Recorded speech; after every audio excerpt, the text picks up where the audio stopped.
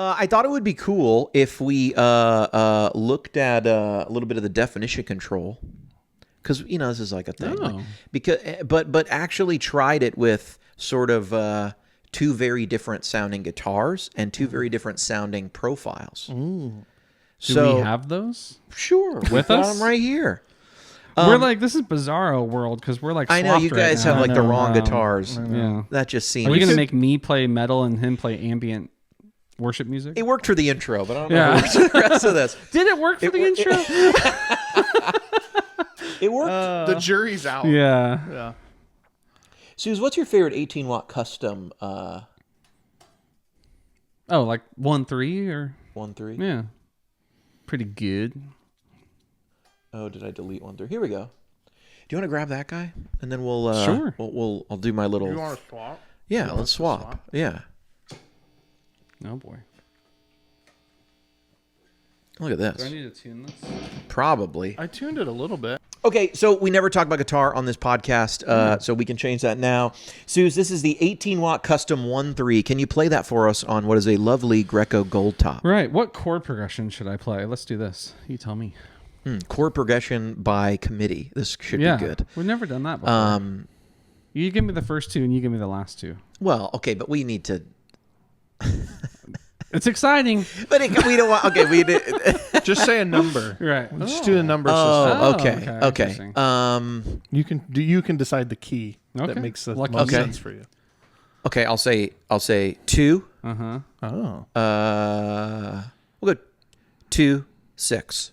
2, 6. Oh, and see, and I was going to say flat 6. Okay. Let me say 3, 6. Let me just say 3, 6. 3, 6. 3, That's 6. where I want to go. Yeah, 3, 6. I was going to say flat 6. And then 3, 6, flat 6. Okay. Wow. And then 4? 3, 6. But flat then you 6, gotta 4. you gotta put a 1 in there somewhere. Do you? I mean, you don't have to. Yeah. You can.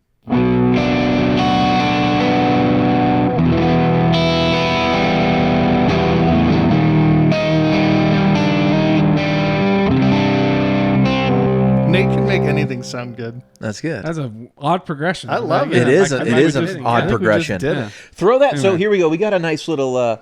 So here we're at definition 4.1. Okay. So I just want to. I want to show, because we have talked about the definition control and what it does, and it's one of my favorite things about the Kemper, the deep editing parameters that we don't get on, say, Tone X, since everything comes back to Tone X around here. On a long enough timeline, we're just talking about Tone X. We don't have a lot of these parameters like clarity, definition. We really, on Quad Cortex, on Tone X, we don't have any way to really go in and do a lot of editing. We basically have an EQ with it. So the definition control is sort of pitched as choose the amount of low end, and as we take that away, maybe some high end changes at the upper settings. But it's supposed to, in the manual, it talks about emulating vintage amps, have less definition and a more larger flubby bass, and then something that has a lot of definition would be like a more modern matchless amp or something like that. That's in there. It mentions a matchless amp in the, and I think it mentions an old Tweed in the for a low definition and high definition. A lot of times in my head, it's just like bright and bassy. You know, but it is more defined, more tight. And the metal guys, as we're going to like kind of look at, maybe use it for tightness, you know, and getting rid of some of the bass. But I feel like for the low gain side, I normally use it for like how bassy or full or how big or little do I kind of want an amp to sound. So we're down here at 4.1. I'm going to go even lower, maybe throw it. And that's like pretty basic guitar. Throw it on the bridge there. Go ahead and play that progression or whatever progression you want.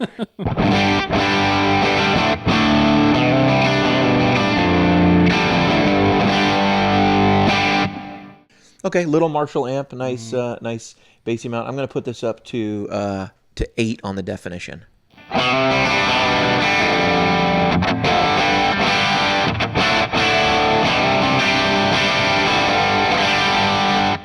How would we describe that? It's just like lost a bunch of the bottom end. Yeah. Yeah. The It made effect it very thin. The effect to me is it gets thinner and brighter. Yeah. And so a lot of times I think of definition. I mean, look, we'll go all the way up to 10 here. And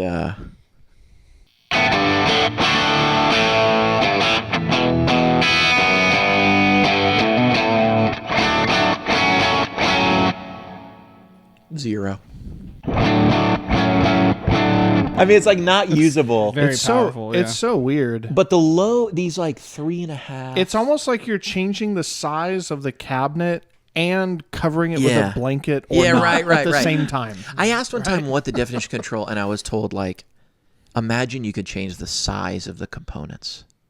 You know? And I was like, oh, I don't know what that means. You know, you know like what I a mean? bigger transformer, or like a smaller. Yeah, Yeah. yeah. So here's like 3.5, and to me, this is like more on the like the vintagey, looser base. Right. Like this is how I would use it. I would say this amp works between 3.5 and like 6.5 on the definition.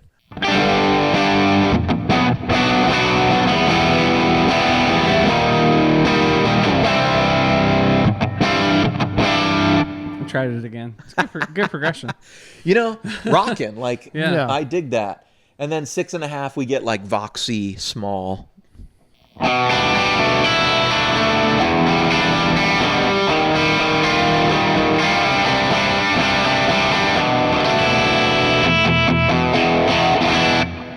Yeah.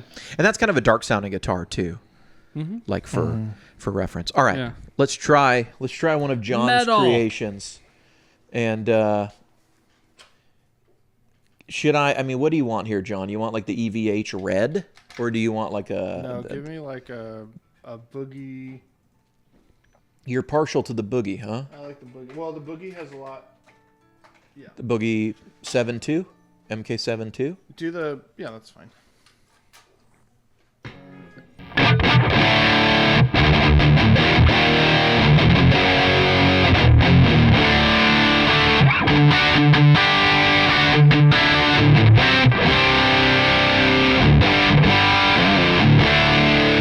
Gosh, that sounds good. It does sound good.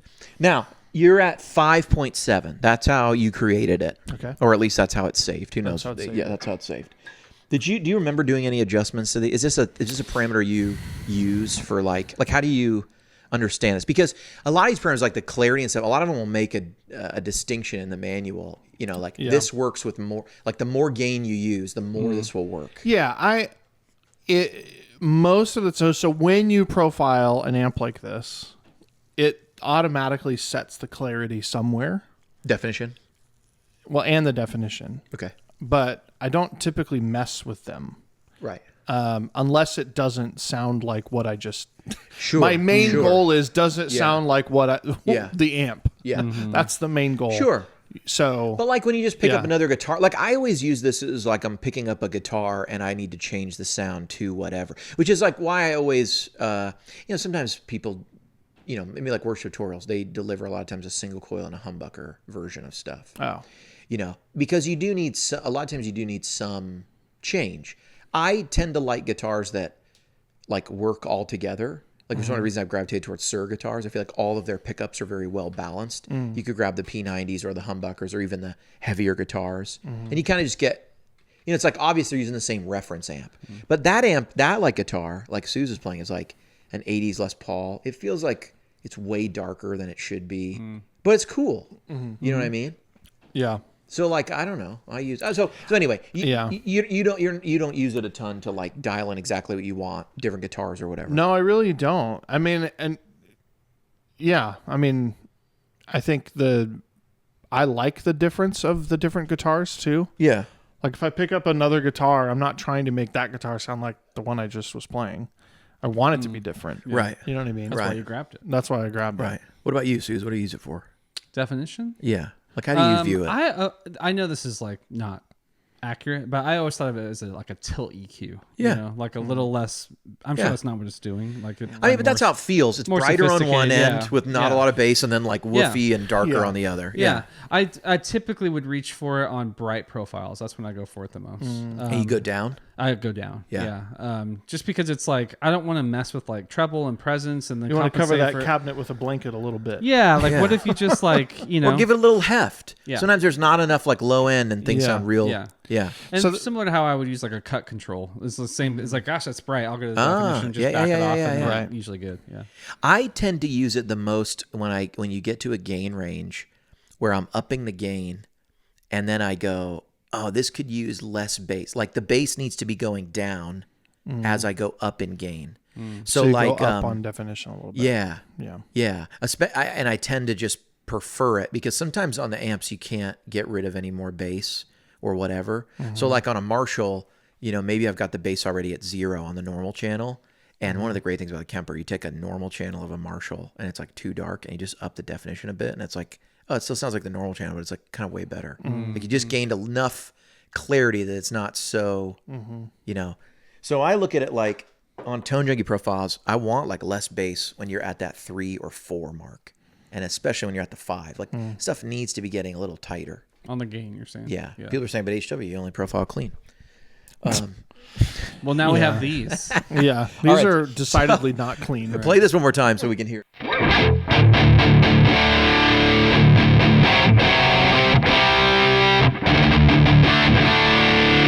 All right, I'm going to up this thing to 8.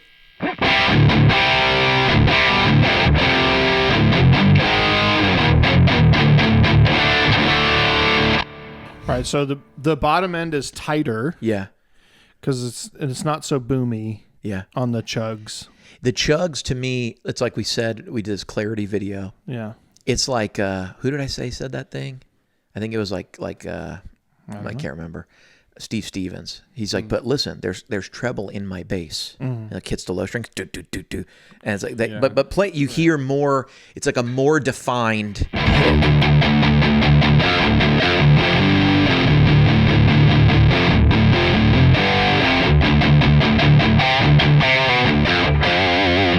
Yeah. Yeah. How much do you need your bass player today? Is what you could call this knob. Yeah. I mean, when you're playing heavier stuff and you're doing, you want that tight. You don't want to lose the bottom end, and that's what's tricky about this. Yeah. Is that you don't want to lose the bottom end, but you want the chugs to be defined. Yeah. When you drop it all the way down, you lose all of that. Yeah. Right. Yeah. And it's just like. There's definitely like a range. Like we were at. Here's 5.7 again.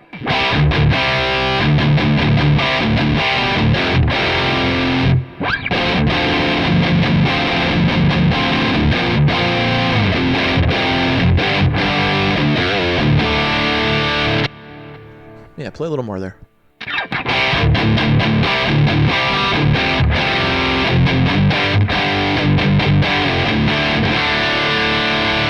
That's obviously brighter, and like more defined. But to me, it's like I could hear this working maybe between 4.5 and 7.5. Yeah. Yeah, you just want to balance it a little bit with how deep you want the bass. A lot of high gain amps have a depth control. Right. But it doesn't do anything. So what I like when you said about like the tilt EQ, the depth control just is managing that super sub low frequencies. It's not doing anything really to the high end, right? Yeah. And so that's what's nice about this. It's kind of a little bit of both. Right. Yeah. That's the beautiful thing about digital, when you can control more than one sort of thing happening at once. Right. You kind of get controls that are really superior, I think, to a tube amp, which is almost always going to be just some sort of a pass filter, a high or low pass filter. You can set that as low as you want, right? You can set like a high pass filter to be all the way down at 50. Yeah, where is the Q? How wide is it? And so when you're cutting it all out, it's like I'm letting everything above 80 pass through. Right. That's still going to be a very full sound. It's going to be a very balanced sound. You still got plenty of low end down to 80, but you're controlling everything else. Right. And when you have a lot of that, you can like afford to do it. But when you can, like I remember Kemper at one point changed the presence knob to, as you roll it up, it starts to add mid-range. And they said, and that's when everyone started saying they liked the EQ on the Kemper. I remember Christoph mentioned that to me one time. He's like, when we modified the presence control to start adjusting some mid-range too. And you can do a thing where it's like the presence from 0 to 3 controls maybe one thing, but from 3 to 6, another small change sweeps. I mean, Smart control. Probably some tube amps behave that way. Sure. Yeah. But they're not trying to. Yeah. It's probably like a kink that they couldn't get out. You know what I mean? It's like these components, as we ramp these components up, it affects these other things too. It could be a bit like if you are on a Vox and you want more mids, the only way to get it really is to up the bass and treble, because you get more frequency below, whatever, like down the treble, up the bass. You have no mids, but you can get mids in that control. And then if you want less bass, pull the mic back, and maybe on a mic pre, pull the bass down. Right. You've just got yourself more low mids, and by turning the control up, but the bass you didn't want, you were able to take away by removing any proximity effect of the mic, which will lower the bass. And then maybe you have a shelf, or you have a graphic EQ, and you can dump some bass. Like, that's how you would do it. You know what I mean? Because on the amp, you're tied together, but that's effectively the same thing. You know what I mean? It's just, but you need to take 2 stages or 2 steps to get the same thing that you could kind of do on a digital device, to get there. Turns out Kemper's pretty cool.